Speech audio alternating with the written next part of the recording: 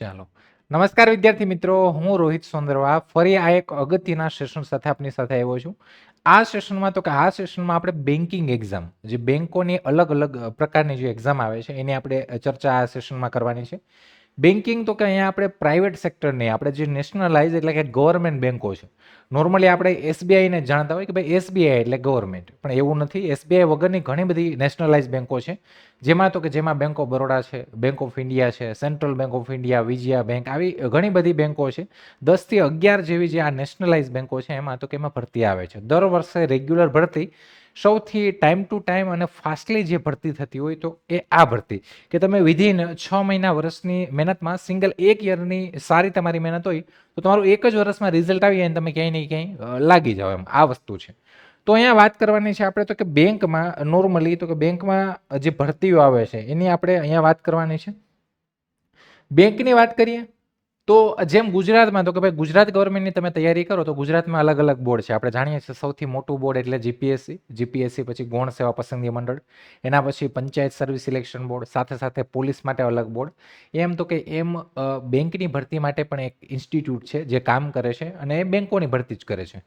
Nationalise બેંકોની ભરતી છે એ નોર્મલી તો કે આઈબીપીએસ દ્વારા થાય છે. આઈબીપીએસ શું છે? તો આ institute of banking personal selection, એટલે કે બેંકમાં જે ક્લર્ક અને પીઓ, નોર્મલી તો અહીંયા 2 પોસ્ટ ઉપર ભરતી આવે છે, ક્લર્ક અને પીઓ. તો આ ક્લર્ક અને પીઓ ઉપર બંનેની ભરતી કરવાનું કામ જે છે એ બેંકો દ્વારા આઈબીપીએસને આપવામાં આવે. આઈબીપીએસ એની પરીક્ષા લઈ ને એની બેઝ ઉપર તો કે બધી ભરતી કરે. અહીંયા નોર્મલી તો કે બેંકોમાં તમે એક્ઝામ આપો તો આની પહેલા પણ આપણે એક સેશન આના પહેલા લીધું છે. અહીંયા પણ તો કે તમે જો આપો તો નેશનલાઇઝ બેંકો જેટલી છે, એટલે કે આપણી જે રાષ્ટ્રીયકૃત બેંકો છે, નેશનલાઇઝ બેંકોમાં એમાં તો કે નેશનલાઇઝ બેંકો 11 જેવી જે છે એમાં તો કે એની અંદર બેંક ક્લર્ક અને પીઓની વેકેન્સી દર વર્ષે આવે છે, જેમાં ક્લર્કની વેકેન્સી અલગ હોય છે અને બેંક પીઓ એટલે પ્રોબેશનરી ઓફિસર, એની પણ વેકેન્સી અલગ આવે છે. આઈબીપીએસ છે, બધી બેંકો જેટલી પણ નેશનલાઇઝ છે એની પાસેથી માહિતી મંગાવે કે ભાઈ તમારી ત્યાં કેટલી જગ્યા ખાલી છે. એ પ્રમાણે બેંકો છે આઈબીપીએસને રિપોર્ટ કરે, એ બધી વેકેન્સી ભેગી મળી અને એની એક ભરતી પ્રક્રિયા થાય. અને એમાં તમારે જ્યારે ફોર્મ ભરો ત્યારે તમારે બેંકો પણ સિલેક્ટ કરવાની આવે કે તમારે પોસ્ટ પ્રેફરન્સ આપવો પડે. પછી તમે બેંક પ્રેફરન્સ આપવો પડે. પછી તમારું જેવું મેરિટ હોય એવી બેંક તમને ફાઇનલમાં મળે, એમ તમારું જ્યારે ફાઇનલ રિઝલ્ટ આવે ત્યારે. પણ બેંકની એક્ઝામમાં એવું છે કે બેન્કિંગ એક્ઝામ જે છે એનો ક્રેઝ, એટલે કે એની ભરતી જે છે જૂન જુલાઈથી આ વસ્તુ શરૂઆત થઈ અને 1 એપ્રિલ એટલે કે આવતા વર્ષની 1 એપ્રિલ સુધીમાં તમે કોઈ ને કોઈ બેંકમાં લાગી જાઓ. જો તમે તૈયારી કરો, માની લો કે હમણાં જૂન જુલાઈ આવશે ત્યાંથી આની જાહેરાતો ચાલુ થશે અને આવતા વર્ષની 1 એપ્રિલ એટલે કે આવતો જૂન આવે ત્યાં સુધીમાં તમે જોબ ઉપર લાગી ગયા હોય. એક વર્ષમાં તમને રિઝલ્ટ મળી જાય તમે સારી તૈયારી કરો ને તો નોર્મલી જે નેશનલાઇઝ બેંકો છે એમાં ક્લર્ક અને પીઓની વેકેન્સી આવે. સાથે તો કે આઈબીપીએસ દ્વારા આ 2 ભરતી તો કરવામાં આવે. અહીંયા પણ મોટા પ્રમાણમાં જગ્યા આવે. 4 ડિજિટ એનાથી પણ વધારે, એટલે કે 3 અથવા 4 ડિજિટમાં વેકેન્સી હોય છે. 4 અથવા 5 ડિજિટમાં 8-10,000 12,000 એવી વેકેન્સી ક્લર્કની હોય. પીઓની તો 5-6,000 7,000 પછી વધે.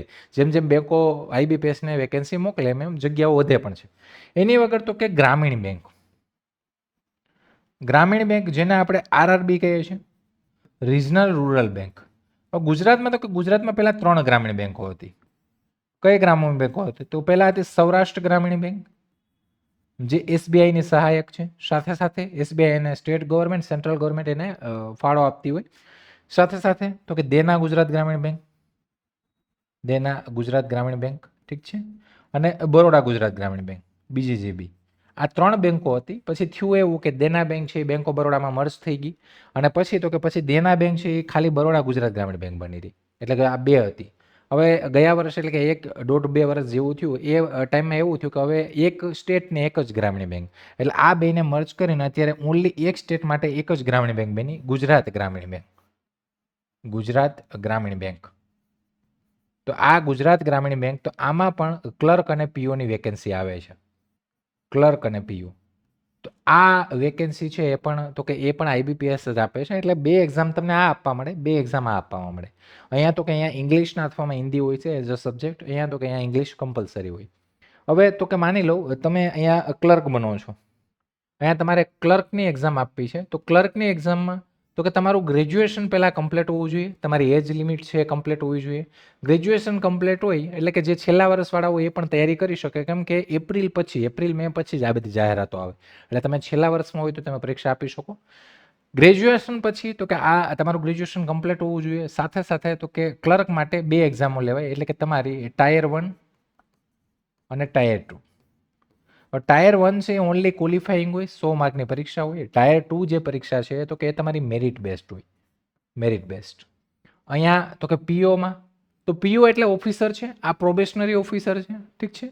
આમાં તો કે પ્રોબેશનરી ઓફિસરમાં તમારી પહેલાં ટાયર 1 એક્ઝામ આવે, પછી એના પછી ટાયર 2 આવે અને છેલ્લે તો કે ઇન્ટરવ્યૂ આવે. અહીંયા તો કે અહીંયા ક્લર્કમાં તમે ઓનલી આમાં મેરિટમાં આવો ટાયર 2માં એટલે સિલેક્શન. અહીંયા તમારે ઇન્ટરવ્યૂ અને ટાયર 2 બંનેના માર્ક્સ ગણાય. ટાયર 1 છે તો કે બેમાં કોમન જ સબ્જેક્ટ હોય. ટાયર 1માં શું હોય તો કે ટાયર 1માં અહીંયા તમારું હોય છે મેથ્સ, રિઝનિંગ અને ઇંગ્લિશ, આ 3 સબ્જેક્ટ જ હોય છે. 100 માર્કનું પેપર હોય, તમને વિધિન 1 કલાકનો ટાઈમ મળે. સેક્શન કટ ઓફ હોય, એટલે કે અહીંયા તમારે સેક્શન વાઇઝ કટ ઓફ પણ લાવવાનું હોય અને સાથે સાથે સેક્શન વાઇઝ ટાઈમ પણ હોય. એટલે જ આ બેંકની પરીક્ષા કંઈ ને કંઈ થોડી અઘરી પડે છે. તમે અહીંયા આ કટ ઓફ પાર કરો 100માંથી એટલે તમે આ જે ટાયર 2 છે એમાં જાઓ. ત્યાં ક્યાંય ને ક્યાંય 200 માર્કની હોય, તમે ઇન્સ્યોરન્સ સેક્ટર દો, કોઈમાં 200ની આસપાસ માર્ક્સ હોય છે. તમે એ એક્ઝામ આપો ટાયર 2, એમાં 200માં આવે. 200 માર્કમાં કયા તો કે આ 3 વિષયો તો આવે છે, અહીંયા 2 વિષયો એડ થાય. કયા તો કે તમારું કરંટ અફેર અને જનરલ અવેરનેસ, આ એડ થાય. સાથે સાથે ક્યાંય ને ક્યાંય કોમ્પ્યુટર પણ એડ થાય.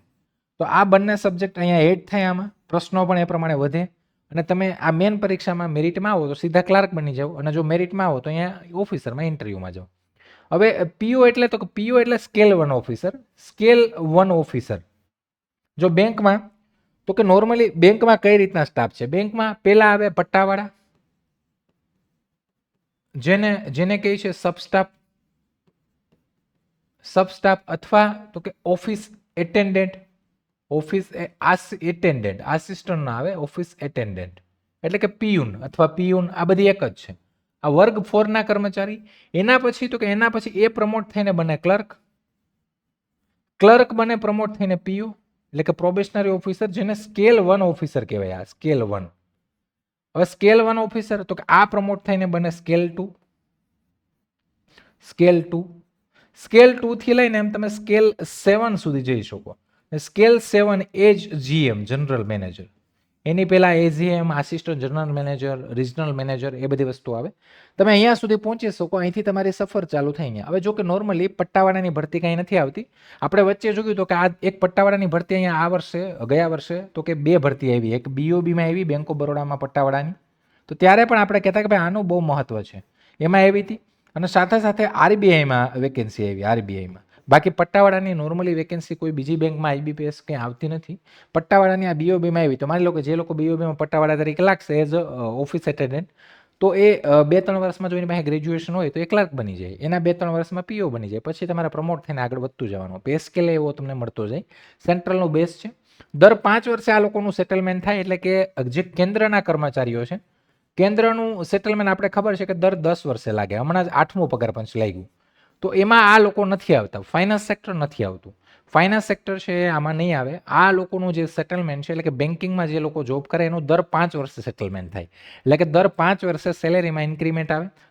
દર વર્ષે તમારું એક સેલેરી એ ઇન્ક્રીમેન્ટ છૂટે એ તો અલગ. જો માની લો તમારી જોઈનિંગ ડેટ 1 જાન્યુઆરી છે, 1 જાન્યુઆરી, તો દર વર્ષે 1 જાન્યુઆરીએ તમારું એક ઇન્ક્રીમેન્ટ છૂટે. એટલે કે દર વર્ષે તમારી જાન્યુઆરીની 1લી તારીખે તમારી જે જોઈનિંગ ડેટ હોય ત્યારે તો પગાર વધે જ. સાથે સાથે તો કે 5 વર્ષે અહીંયા ઇન્ક્રીમેન્ટ એ તમારું 5 વર્ષે સેટલમેન્ટ આવે આ લોકોનું. જેમ 10 આમાં કેવું છે આપણે પગાર પંચમાં 10 વર્ષ એમ નથી, આ લોકો પગાર પંચમાં નથી આવતા. અહીંયા તો કે અહીંયા દર 5 વર્ષે સેટલમેન્ટ થાય. એટલે કે જ્યારે પેલું 10 વર્ષમાં એક પગાર પંચ આવે, અહીંયા 2 વાર પગાર વધી ગયો હોય. ને એવું કહેવાય છે કે ફાઇનાન્સ સેક્ટરમાં તમે ક્યાંય પણ નોકરી કરતા હોય તો 6 વર્ષમાં તમારી 6-7 વર્ષમાં તમારી જે સેલેરી હોય ને ઓલમોસ્ટ ડબલ થઈ જાય. માની લો તમે અત્યારે લાગ્યા, તમારી અત્યારે એઝ અ ક્લર્કમાં લાગો તો ક્લર્કમાં અત્યારે 40,000 જેવી સેલેરી છે. પટ્ટાવાળામાં તો કે પટ્ટાવાળામાં 25-30 છે. ક્લર્કમાં 40,000 આસપાસ સેલેરી મળે, 35-40, એનાથી પણ વધારે મળે તમે એસબીઆઈ ક્લર્કમાં લાગો તો. અને પીઓમાં લાગો તો 60ની આસપાસ મળે. તો તમે 6 વર્ષમાં તમારી સેલેરી 6-7 વર્ષમાં સેલેરી ઓલમોસ્ટ ડબલની આસપાસ હોય, આવું છે. તો આજ આપણે અહીંયા વાત કરવાની. સાથે સાથે તો કે મેં તમને અહીંયા એ જ વાત કરી કે ભાઈ અહીંયા તમને બેંકની તૈયારી કરો તો કેટલી એક્ઝામ આપવા મળે. એટલે કે તમે આઈબીપીએસમાં તો કે આઈબીપીએસમાં નેશનલાઇઝ બેંક માટે ક્લર્ક અને પીઓ, પછી ગ્રામીણ બેંક આરઆરબી એક્ઝામ જે લે એની ક્લર્ક અને પીઓ, એની સાથે સાથે તો કે આ નેશનલાઇઝ બેંકો થઈ રાષ્ટ્રીયકૃત, તો શું એસબીઆઈ નથી? એસબીઆઈ પણ ગવર્મેન્ટ બેંક છે, પણ એસબીઆઈ ની અલગથી ભરતી આવે, તો એસબીઆઈ ક્લર્ક અને પીઓ. સાથે સાથે તો કે એના વગરની અત્યારે એક બધી બેંકોમાં એક નવી પોસ્ટ હમણાં ઘણા ટાઈમથી નીકળી છે, local bank officer. Local bank officer, આ લોકલ બેંક ઓફિસર પોસ્ટ આવવાનું કારણ એ છે કે તમે જો કે ભાઈ બેંકમાં વધારે પડતો સ્ટાફ આઉટ ઓફ સ્ટેટનો જ હોય, તો બને છે એવું કે આઉટ ઓફ સ્ટેટના સ્ટાફને લીધે ઝઘડાઓને આ બધી વસ્તુ ઘણી બધી વસ્તુ બનતી, એટલે બેંકમાં એક નવી પોસ્ટ આપી છે લોકલ બેંક ઓફિસર. આ 4-5 વર્ષથી, આ 3-4 અથવા 5 વર્ષથી આ પોસ્ટ છે પ્રચલિત થઈ છે. લોકલ બેંક ઓફિસર છે એ પણ અત્યારે ગ્રેજ્યુએટ ઉપર ભરતી આવે, તો તમે આ પણ આપી શકો. એ પીઓ જ, લોકલ બેંક ઓફિસર એટલે પીઓ જ થયો, પણ એ પોસ્ટનું નામ ચેન્જ કર્યું છે. એવી રીતના એસબીઆઈમાં આવે છે સીબીઓ, સર્કલ બેસ્ડ ઓફિસર. ઠીક છે, તો આ 3 ભરતી આવે.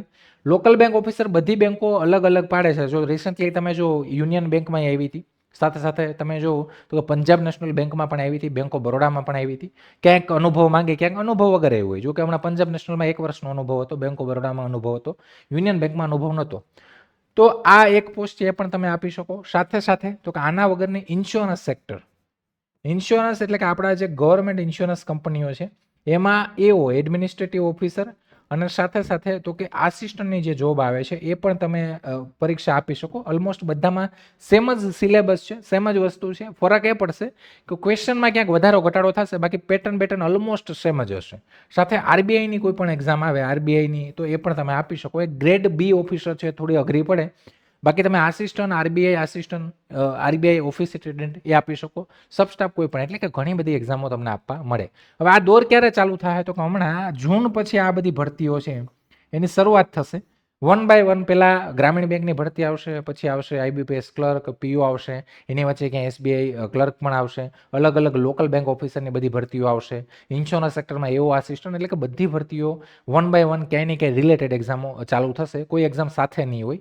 અને આ પરીક્ષા છે એ તમે તો કે તમારે ઓનલાઈન દેવાની હશે. અહીંયા તમારે મેઇનલી 5 વિષયો પર ફોકસ કરવાના છે: ગણિત, રિઝનિંગ, સાથે સાથે ઇંગ્લિશ પછી તો કે કોમ્પ્યુટર, અને તમારું જનરલ અવેરનેસ.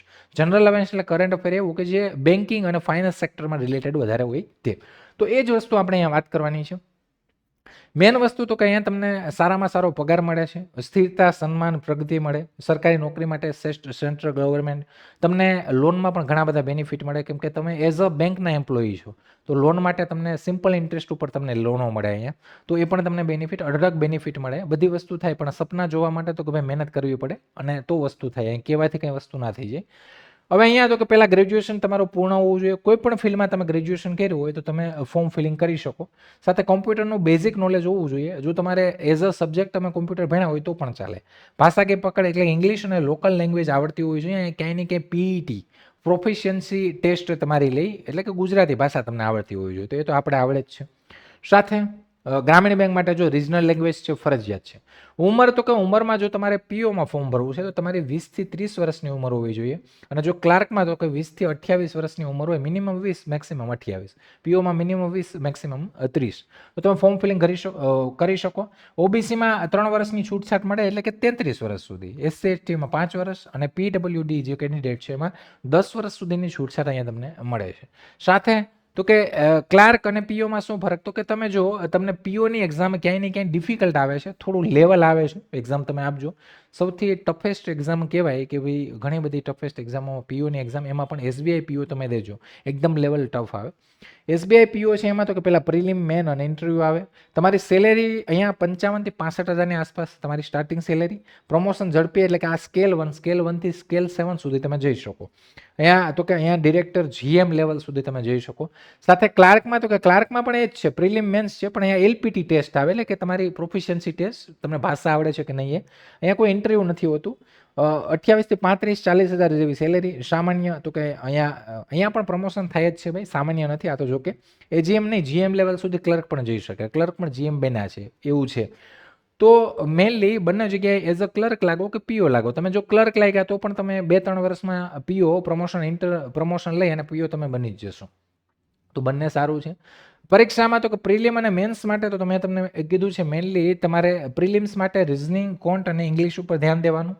અને એ 1 કલાક મળે એમાં તમે ત્રણેયમાં સેક્શન ટાઈમે મળે તમને, ત્રણેયમાં સેક્શન કટ ઓફ લાવવાનું, ઓલ ઓવર કટ ઓફ લાવવાનું, તમે પાસ કરો એટલે મેઇન એક્ઝામ આવે. મેઇન એક્ઝામમાં તો કે તમારું કોમ્પ્યુટર નોલેજ, જનરલ અવેરનેસ ને જનરલ અવેરનેસ એ એટલે કે મને 5 સબ્જેક્ટ થાય. 200 માર્કની આસપાસ એક્ઝામ રહે. ક્યાંય માર્ક થોડા ઘણા ઓછા વધુ હોય, ક્યાંય પેટર્ન ચેન્જ હોય તો ઇન્સ્યોરન્સમાં કે ક્યાંય પણ આ રેન્જ એમાં તમે મેરિટમાં આવો. ક્લર્કમાં તો કે સીધું સિલેક્શન, પીઓમાં તો કે તમારું ઇન્ટરવ્યૂ આવે. હવે તો એનો મતલબ પહેલાં પ્રિલિમ, પછી મેન, ક્લર્ક માટે એલપીટી, પીઓ માટે ઇન્ટરવ્યૂ અને છેલ્લે તો કે છેલ્લે તમારું સિલેક્શન.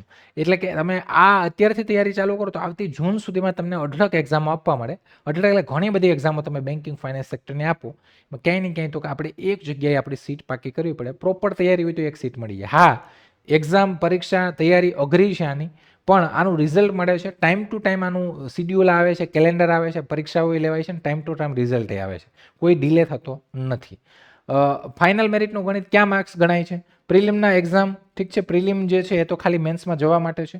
મેન્સના માર્ક છે ફાઇનલ મેરિટમાં ક્લર્કમાં ગણાય, અને પીઓમાં તો કે ઇન્ટરવ્યૂ માટે ગણાય. અને ઇન્ટરવ્યૂ જે છે, ઇન્ટરવ્યૂ અને મેન્સના માર્ક કાઉન્ટ થઈને ફાઇનલ મેરિટ પીઓમાં ગણાય. એટલે કે પીઓમાં આ બેયનું મેરિટ ગણાય. અને જ્યારે તો કે ક્લર્કમાં ઓનલી ફાઇનલનું જે મેરિટ છે એ તમારું મેનનું મેરિટ ગણાય. હવે તો કે અહીંયા પગાર ધોરણે તમે જો ક્લર્કમાં લાગો તો 35-40 હજાર જેવી તમારી સેલેરી, અને તમે પીઓમાં લાગો તો 55-60 હજાર જેવી સેલેરી મળે. ફાસ્ટ પ્રમોશન તો છે જ, સાથે સાથે તમને ટીએ, એચઆરએ, ડીએ, હાઈ પક્ષ, લોનમાં પણ તમને ઘણા બધા બેનિફિટ મળે. એટલે કે તમને ઘણા બધા બેનિફિટ છે અહીંયા. સાથે સાથે પ્રમોશનમાં તો કે ક્લર્કમાં લાગ્યા તમે, એઝ અ પટ્ટાવાળામાં કદાચ તમે લાગ્યા તો પણ તમે 2-3 વર્ષમાં ક્લર્ક બની જાઓ, પણ તમારી પાસે ડિગ્રી હોવી જોઈએ. એનાથી ઓફિસર એટલે સ્કેલ 1 એટલે આ કાંઈ મેનેજર, એજીએમ, પીઓ તો પણ મેનેજર, એજીએમ. હવે આમાં એવું છે કે એવું નથી કે ભાઈ સ્કેલ 1 પીઓ એ મેનેજર હોય, તો કે હા પીઓ એ પણ મેનેજર હોય. કેમ કે તમને સિંગલ ઓફિસર બ્રાન્ચ હોય. તમે જાઓ ઘણી જગ્યાએ એવી રૂરલ બ્રાન્ચો હોય કે ત્યાં 2 જ જણા સ્ટાફમાં હોય. 2 એટલે તો કે એક ઓફિસર હોય ને એક ક્લાર્ક હોય ને એક પટ્ટાવાળો હોય, 3 જણા હોય ત્યાં. એવી બ્રાન્ચો પણ તમે તમારી આજુબાજુમાં ક્યાંક જોઈ હશે. તો ત્યાં જે બેઠો હોય ને એ કોઈ દિવસ સ્કેલ 2, સ્કેલ 3, એજીએમ, જીએમ ના હોય. એ સ્કેલ 1 જ હોય, એ પીઓ જ હોય. તો તમે 6 મહિના વર્ષથી કે 1.5 વર્ષ તમે એઝ અ પીઓ નોકરી કરો તો તમને જો અનુભવ થઈ જાય ને તમે થોડાક એક્સપર્ટ થઈ જાય કામમાં, તો વિધિન તમે 6 મહિના વર્ષમાં તો કે તમને એવી રૂરલ બ્રાન્ચ કે જ્યાં સિંગલ ઓફિસર બ્રાન્ચ કહેવાય એને, તો તમે ત્યાં એઝ અ પીઓ પણ બેઠો તો તમે ત્યાંના મેનેજર જ થઈ ગયા. હવે તો કે સ્કેલ 2 ક્યાં બેઠે? તો કે સ્કેલ 2 એવા જગ્યાએ બેઠે કે ભાઈ જ્યાં 5, 6, 7 આજુબાજુના મોટા ગામડાઓ હોય અને સ્ટાફ કેટલો હોય? તો કે સ્ટાફ 4 થી 6 લોકો હોય બ્રાન્ચમાં. ત્યાં સ્કેલ 2 છે તો કે એ મેનેજર હોય. એની નીચે તો કે એની નીચે સ્કેલ 1 ઓફિસર હોય એટલે કે પીઓ હોય. એની નીચે 2 ક્લાર્ક હોય અને એની નીચે એક પટ્ટાવાળો હોય. હવે સ્કેલ 3 ક્યાં હોય? તો કે સ્કેલ 3 જે છે એ તમારો થયો શું કહેવાય સિનિયર મેનેજર. ઠીક છે, સિનિયર મેનેજર ક્યાં બેઠે? તો કે ભાઈ એ તાલુકા લેવલની બ્રાન્ચ હોય ત્યાં બેઠે. તો સ્કેલ 3 હોય ને તે. સ્કેલ 4 તો એ ચીફ મેનેજર, તો એ જિલ્લાની કોઈ એવી મોટી બ્રાન્ચ હોય અથવા તાલુકો બહુ મોટો હોય ને ત્યાંની મોટી બ્રાન્ચ હોય કે જ્યાં 20-25 જણાનો સ્ટાફ, ત્યાં ચીફ મેનેજર બેઠે. એની ઉપર તો કે એની ઉપર પછી RM, regional manager, assistant general manager એ બધા રિજનલ ઓફિસ અને ઝોનલ ઓફિસમાં બેઠે. આવી રીતના હોય. ડન. 2026 માટે તો કે ભાઈ જો અત્યારેથી 6-8 મહિના તમે પ્રોપર તૈયારી ચાલુ કરી દો અને એકદમ પૂરતો સમય આપો અને પ્રોપર તૈયારી કરો તો તમને સફળતા મળી જાય ફાઇનલી. પણ તમારે અત્યારથી તૈયારી ચાલુ કરવી પડે. મોક ટેસ્ટ, કરંટ અફેર અત્યારથી પરફેક્ટ કરતું જવું પડે. સ્પીડ અને એક્યુરસી અહીંયા મેટર કરે છે. કેમ કે અહીંયા તમારી ઓનલાઈન એક્ઝામ હશે, સેક્શન કટ ઓફ, તમને વિષય વાઇઝ ટાઈમ મળશે ને એટલા ટાઈમમાં તમારે એટલા ક્વેશ્ચન એટેમ્પ કરવા પડશે. એમાં પણ કટ ઓફમાં આવવાનું ને ઓલ ઓવર કટ ઓફમાં આવવાનું. એટલે ક્યાંય ને ક્યાંય ત્યાં જ આ પરીક્ષા ડિફિકલ્ટ થાય છે. અને તમે તો કે તો જો આટલી વસ્તુ કરશો તો ફાઇનલી તમને સફળતા મળશે જ. તો આ વસ્તુ થઈ. જો તમારે આને લગતી કોઈ પણ ઇન્ક્વાયરી હોય, કોઈ પણ તૈયારીને લગતી માહિતી કે કંઈ પણ મેળવવું હોય તો આપણા આ 2 હેલ્પલાઇન નંબર છે, એમાં તમે કોલ કરી શકો છો. બાકી તમારા કંઈ પ્રશ્નો કે કંઈ પણ હોય તો આપણી કોમેન્ટ બોક્સ છે ઇનેબલ જ છે, તમે એમાં પણ કોમેન્ટ કરી શકો છો. તો જે લોકો નવા છે અને હજી સુધી ટેલિગ્રામ ચેનલમાં જોઈન નથી આવ્યો તો ડિસ્ક્રિપ્શન લિંકમાં આપણી ટેલિગ્રામ ચેનલની લિંક છે, ત્યાંથી ચેનલમાં જોઈન થઈ જજો. અહીંયા તમને લેક્ચર, નવી ભરતી કંઈ પણ હશે માહિતી મળતી રહેશે. આશા રાખું કે ભાઈ તમને આ માહિતી સમજાઈ ગઈ હશે અને આવા જ નવા સેશન સાથે, નવી માહિતી સાથે ફરી મળશું. ચાલો ત્યારે રજા લઉં છું. જય હિન્દ, જય ભારત.